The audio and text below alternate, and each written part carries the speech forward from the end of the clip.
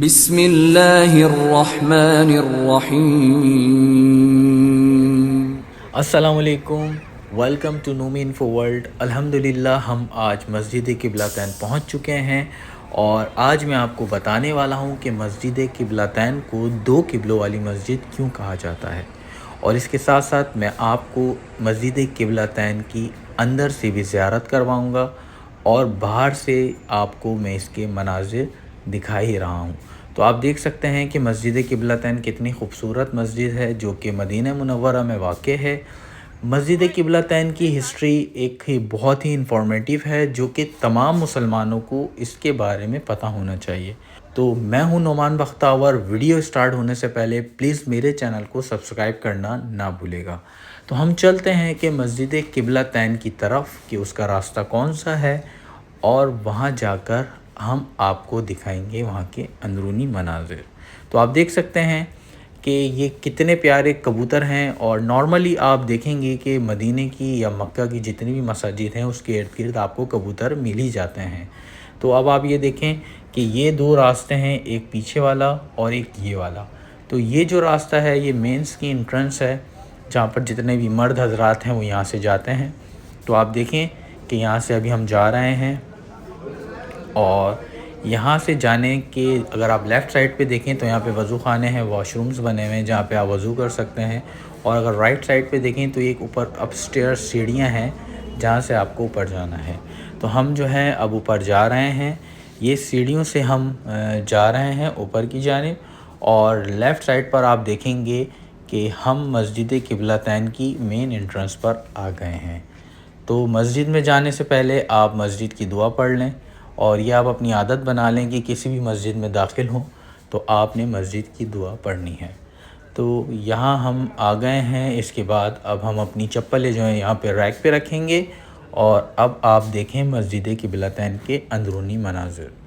ماشاءاللہ اتنی خوبصورت مسجد ہے، اس کا ایک ایک حصہ بہت ہی نفاست کے ساتھ بنایا گیا ہے۔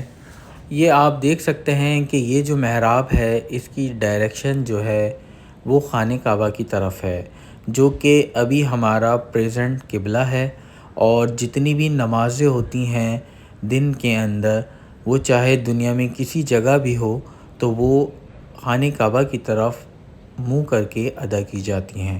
تو یہ مسلمانوں کا حالیہ قبلہ ہے، اسی لحاظ سے ایک اور محراب بنی ہوئی تھی جو کہ بالکل اس کے سامنے تھی، جو میں آپ کو ابھی دکھاؤں کہ اس کے بالکل سامنے جو تھا جو رخ تھا وہ تھا بیت المقدس کی طرف، جو آپ دیکھ سکتے ہیں ایرو سے ایک مصلی بنا دیا گیا ہے۔ پہلے یہاں پہ ایک محراب ہی تھی، لیکن اس محراب کو ختم کر کے یہ مصلی بنا دیا گیا ہے۔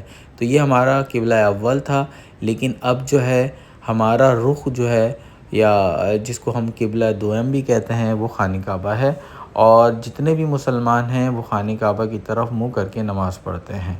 تو آپ صلی اللہ علیہ وسلم جب مکہ میں موجود تھے تو آپ صلی اللہ علیہ وسلم بیت المقدس کی طرف منہ کر کے نماز پڑھتے تھے، لیکن جیسے ہی آپ صلی اللہ علیہ وسلم نے مدینے کی طرف ہجرت کی تو تقریباً 16 ماہ تک آپ صلی اللہ علیہ وسلم نے یروشلم کی طرف منہ کر کے نماز پڑھی۔ لیکن آپ صلی اللہ علیہ وسلم کو اس بات کی امید تھی کہ مکے کو ہی قبلہ بنا دیا جائے گا۔ تو یہ کہا جاتا ہے کہ ظہر کی نماز کے دوران یا عصر کی نماز تھی جب آپ صلی اللہ علیہ وسلم کو حکم دیا گیا کہ کعبے کی طرف منہ پھیر لیں۔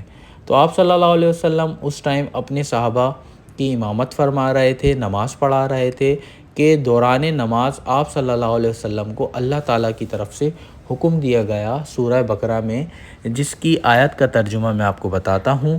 بے شک ہم نے آپ کے محمد صلی اللہ علیہ وسلم کے چہرے کا آسمان کی طرف رخ کرتے ہوئے دیکھا ہے، یقیناً ہم آپ کو قبلے کی طرف پھیر دیں گے جو آپ کو خوش کرے گا، لہٰذا اپنا منہ مسجد حرم کی طرف پھیر لو، اور تم لوگ جہاں کہیں بھی ہو نماز میں اپنا منہ اسی طرف پھیر لو۔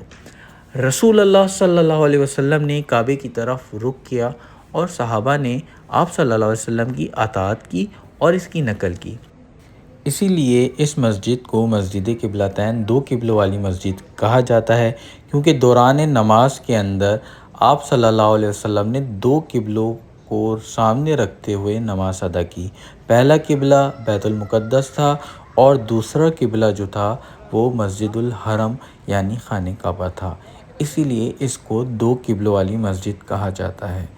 اور اس کے ساتھ ساتھ میں آپ کو ایک اور چیز بتاتا چلوں کہ یہ مسلمانوں کے لیے ایک بہت ہی خوشی کا دن تھا جب مسلمانوں کا قبلہ تبدیل ہوا۔ وہیں یہودیوں کے لیے یہ سوگ کا دن بھی تھا، کیونکہ مسلمان اب ان سے مکمل طور پر آزاد ہو گئے تھے، اور ان کی پرانی جو کتابیں ہیں اس میں بھی یہ پیشن گوئی تھی کہ آخری نبی جو ہوں گے حضرت محمد مصطفیٰ صلی اللہ علیہ وسلم، وہ کیا کریں گے، وہ یروشلم سے ان کا قبلہ بدل کر خانہ کعبہ اس کی طرف پھیر دیں گے۔ اور الحمدللہ دنیا میں جتنے بھی مسلمان ہیں اب خانہ کعبہ کی طرف منہ کر کے نماز پڑھتے ہیں۔ امید کرتا ہوں آپ کو یہ ویڈیو بھی میری پسند آئی ہو۔ مزید ویڈیو دیکھتے رہیے اور میرے چینل کو سبسکرائب کرنا نہ بھولے گا۔ اپنا خیال رکھیں اور میری آنے والی ویڈیو کو لازمی دیکھیے گا۔ اللہ حافظ۔